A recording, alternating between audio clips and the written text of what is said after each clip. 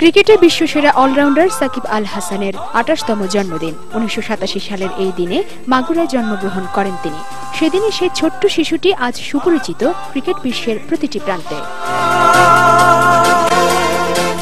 সাকিব একদিকে যেমন বামহাতি মিডল অর্ডার ব্যাটসম্যান, অন্যদিকে বামহাতি স্পিনার। ২০০৬ সালের আগস্টে জিম্বাবুয়ের বিপক্ষে একদিনের আন্তর্জাতিক ম্যাচে অভিষেক হয় তার।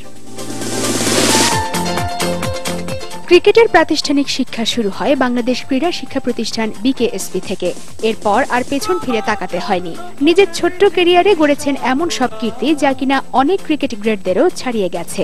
ক্রিকেট বিশ্বে তিনি একমাত্র অলরাউন্ডার যিনি একই সময়ে ক্রিকেটের ৩ ফরম্যাটেই র্যাঙ্কিংয়ের শীর্ষে আছেন। বাংলাদেশের হয়ে ক্যারিয়ারের ঝুলিতে ভরেছেন উইজডেন সাময়িকীর বর্ষসেরা খেলোয়াড়ের খেতাব। এছাড়া ১৮৭টি ওয়ানডে ম্যাচে ছুঁয়েছেন ৪,১৭৩ রানের মাইলফলক। অন্যদিকে বোলিংয়ে নিয়েছেন ১৯০টি উইকেট। টেস্ট আর টি-20তে সমান দাপটের সঙ্গে রান আর উইকেট তুলে নিয়েছেন তিনি। বিশ্বসেরা এই অলরাউন্ডারের জন্মদিনে মোহনা টেলিভিশনের পক্ষ থেকে থাকলো অনেক অনেক অভিনন্দন। শেখ শায়লা, মোহনা স্পোর্টস ডেস্ক।